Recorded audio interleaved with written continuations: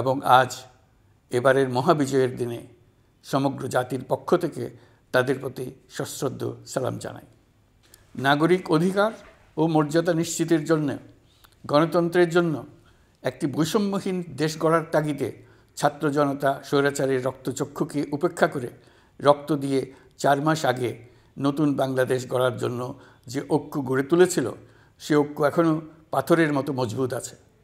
মাত্র কয়েকদিন আগে জাতি আবার গর্জে উঠে সমগ্র পৃথিবীকে সে কথা জানিয়ে দিয়েছে।